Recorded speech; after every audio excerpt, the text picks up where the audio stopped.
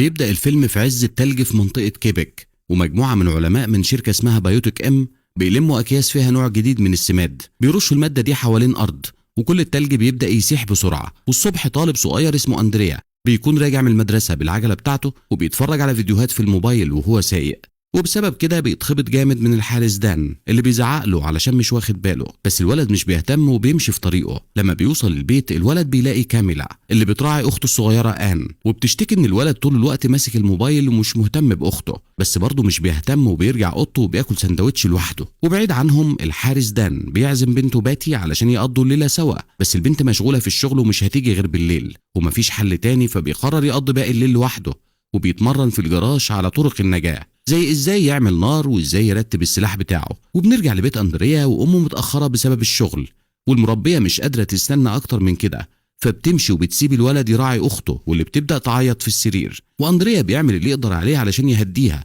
لحد ما أمه ترجع. وتاني يوم بيعدي ودان بيكون رايح الشغل مع بات اللي بتقوله انها مرتبطه بواحد جديد. الحارس مش عاجبه الخبر، بس الكلام بيتقطع لما بيوصلوا المكان اللي البنت بتشتغل فيه، وده ملعب جولف بيكون مكان التجمع المفضل للاغنياء في البلد. وبعد ما بيودع بنته دان بياخد باله انه بالرغم من التلج كل التلج اللي في الملعب اتنضف بسرعه، وبيشك في الموضوع ده. وفي نفس الوقت أندريا بيصحى بسبب امه اللي رجعت متاخر بالليل، بس لازم تمشي تاني، وللاسف المربيه لسه ما جاتش، فالولد مره تانيه لازم يراعي آن، وده بيشمل انه يغير لها الحفاضه بتاعتها. وبنرجع لملعب الجولف و2 مليونيرات بيتسلوا باللعب، والراجل الكبير بيعرف يدخل الكرة في الحفرة، بس تحت الارض في الملعب في تفاعل كيميائي غريب بدأ وبيعمل تلوث بينتشر مش بس في الارض، ده كمان في المية. نفس المية دي بيشربها الناس، واول واحد بيتلوث هو ممثل شرب منها شوية وهو في الكواليس. وبعد كده بيروح السوق علشان يشتري حاجات وبدأ يحس انه تعبان، بس بيفتكر انه مجرد صداع. وبعد دقايق بيوصل البيت ومراته مستنياه في البانيو، بس الممثل بياخد باله ان اسنانه لونها بقى اخضر، بيحاول ينظف بقه بس التلوث بينتشر وبيخلي وشه ابيض وعينيه لونها اخضر جامد. بعد كده الراجل بيجري بسرعه على الحمام وبيعض مراته في رقبتها كانه اتحول لزومبي. ولو ده مش غريب كفايه، بعد ما بيهاجمها بيقعد في البانيو جنب الست وهما الاتنين بيتفرجوا على نور الشمس باعجاب.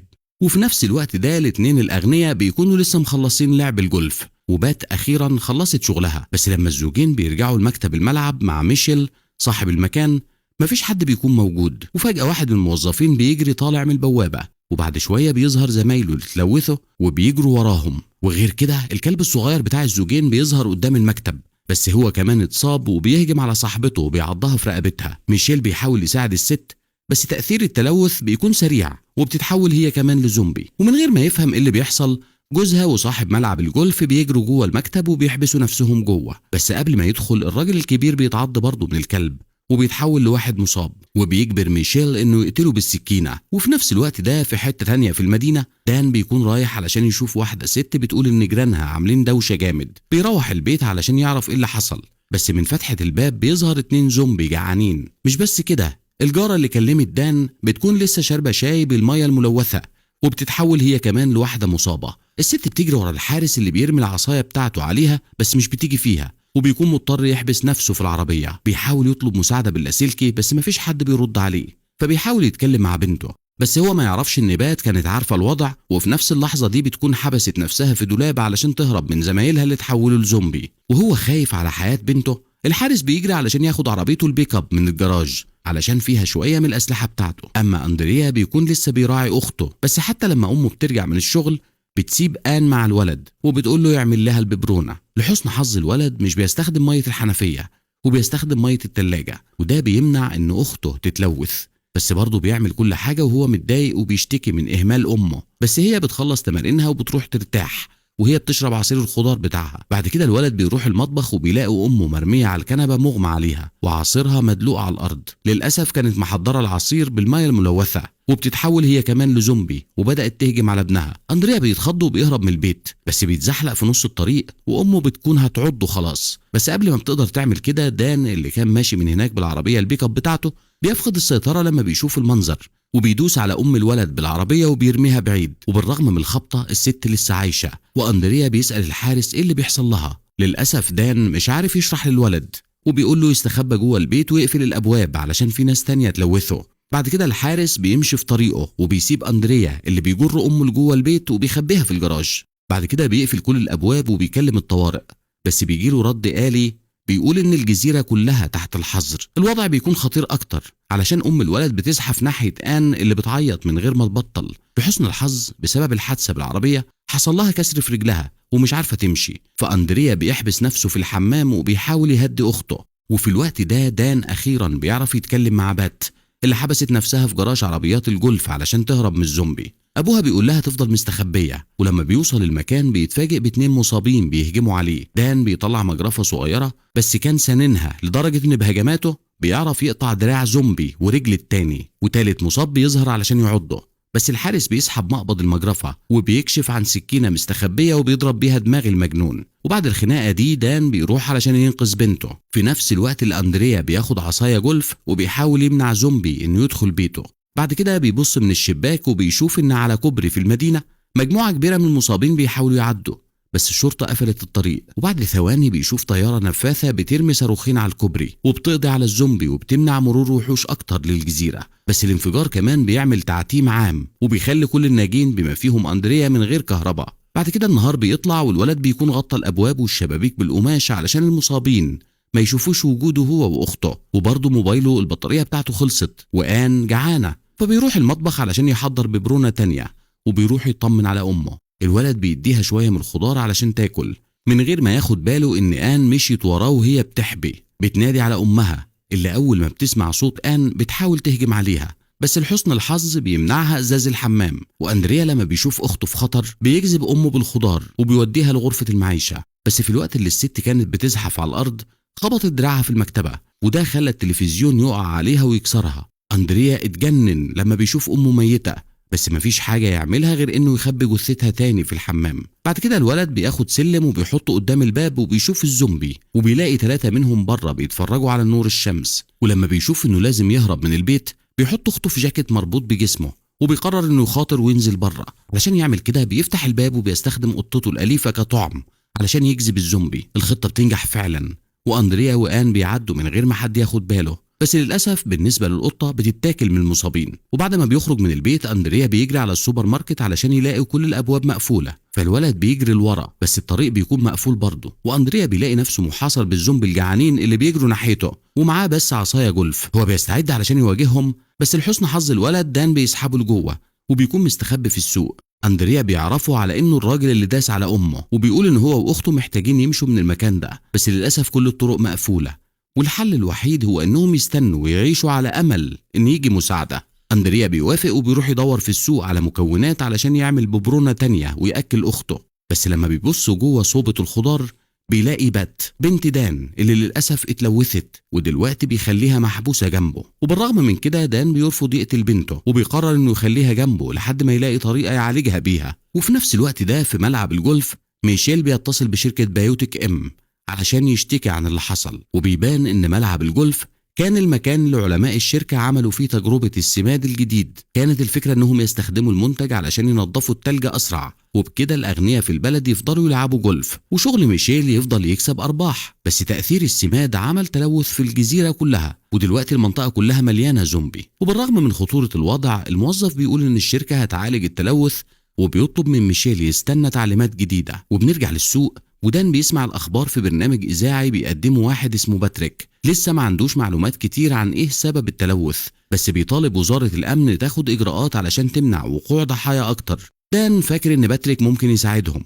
فبيتصل بيه وبيقول إنه في الجزيرة مستخبي في سوق مع طفلين وبنته اللي اتلوثت وبيطلب إنهم ينقذوهم. بس باتريك بيقول إن ده مش هيحصل غير لما يعرفوا أصل التلوث وإزاي يرجعوا الوضع زي ما كان، وإلا الجيش هيتبعت علشان يسيطر على الوضع حتى لو ده هيضطرهم يقتلوا كل اللي تحت الحظر. ولما بيشوف إن مفيش حد هيجي يساعدهم دان بيقفل المكالمة على طول وبيقول لأندريا إن الأمل الوحيد هو إنهم يحاولوا يهربوا من الجزيرة.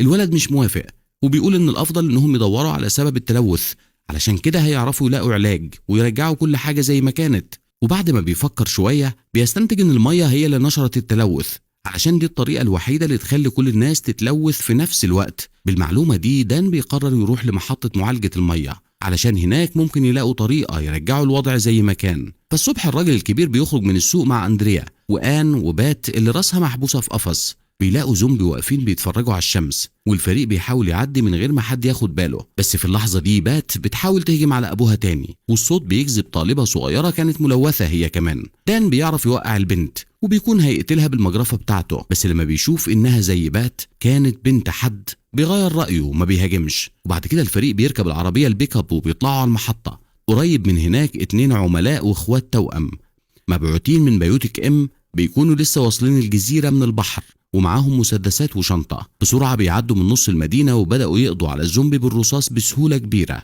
وبعد دقايق بيوصلوا لملعب الجولف وبيلاقوا ميشيل جوه المكتب وهو ماشي على تعليمات بيوتك ام، وبيمحي كل الأدلة اللي اتورطوا في الموضوع. ولما بيلاقي التوأم بيسألهم إذا كانوا جابوا حاجة علشان يعالجوا التلوث. بيفتحوا الشنطة وبيكون فيها قوارير على شكل كورة فيها المضاد، وبكده ميشيل بيتوقع إن كل حاجة هترجع طبيعي. بس في هجوم مفاجئ الاتنين بيكتفوا الراجل وبيخلوه ياكل باقي السماد وبيجروا جسمه في المكتب. وفي الوقت اللي هما بيخلصوا الشغل دان وأندريا بيوصلوا محطة المية وبيقرروا يسيبوا آن جوه العربية علشان عياطها ممكن يجذب زومبي أكتر. بس علشان بات ممكن تهجم على الطفلة فالأفضل ياخدوا البنت الملوثة بات معاهم. لما بيدخلوا المكان بات بتبدأ تتحرك بسرعة وبتجري في الممرات لحد ما بتوصل منطقة الصرف الصحي. من غير ما تتردد بتنط جوه المية الوسخة، ودان بيدخل وراها وبيسحب البنت تاني. بس من جوه المية بيظهر واحد مصاب تاني بيهجم عليهم، بس فجأة بيوقف الهجوم لما بيشوف بات. أندريا بيستنتج إن الزومبي ما هجمش بسبب بات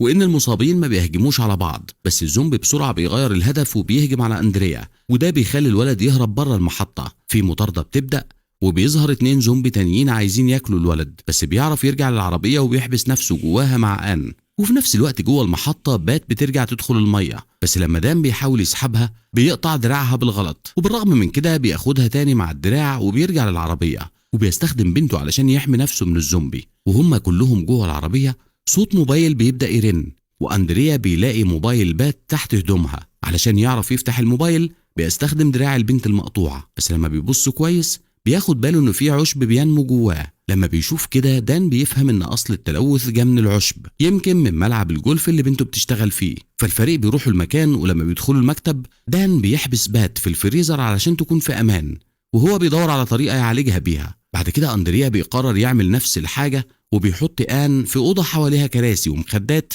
علشان ما تقدرش تخرج لحد ما يرجع. وبعد كده الولد بيروح يساعد دان وبيدوروا في المكان، وبيستخدم دراع بات علشان يشغل كشاف الموبايل بتاعه. بس مش بيتأخر كتير علشان آن بدأت تعيط علشان أخوها مش موجود، ودان بيطلب من أندريا يرجع يهديها. الولد بيوافق وبيديله الموبايل وهو شغال، ودان بيرد الجميل وبيديله مجرفة بتاعته المسنونة، وبيها الولد بيرجع الأوضة.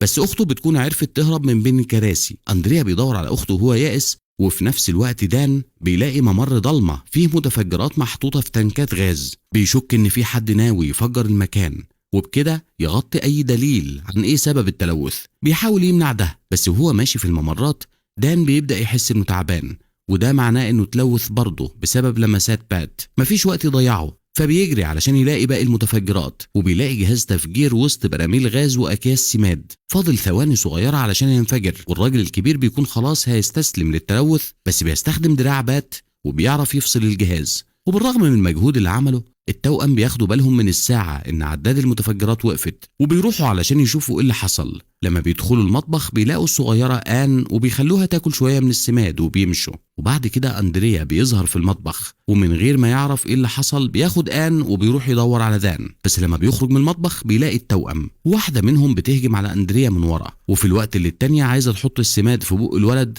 لحسن حظ الاتنين آن بتتحول لملوثة وبتقطع صباع واحد منهم ببقها وبتوقع القارورة اللي فيها المضاد. وفي نفس الوقت دان بيظهر برضه كزومبي وبيوقع التانية على الأرض وبيعضها في رقبتها. أندريا بيستغل الفرصة وبيهرب مع أخته اللي شمت شوية من المضاد. ودان بعد ما بيخلص من التوأم بيجري ورا الولد وبيعرف يوصله في المطبخ وبيحاول يعضه، بس آن علشان ملوثة الزومبي بيقف وبيركز بصره على نور الشمس. فأندريا بيستغل الفرصة وبياخد موبايل الراجل وبيحاول يتصل بحد ممكن يساعد. أما التوأم بيبصوا لبعض وعارفين إن مفيش طريقة يهربوا بيها من التلوث، وقبل ما يتحولوا لزومبي بيضربوا بعض بالنار وبيقعوا ميتين على الأرض. بعد كده أندريا مش بيعرف يتواصل مع حد، فبيقرر يستخدم موبايل بات علشان يعمل بث مباشر. التسجيل بتاعه بيوصل لقناة تلفزيونية، وبيشرح عن التلوث اللي حول الناس لزومبي، وإنهم زي النباتات بينجذبوا لنور الشمس والمية. بيقول كمان إنه مش ملوث، بس أخته الصغيرة اتلوثت وإنهم محتاجين مساعدة. البث بيتشاف في كل العالم،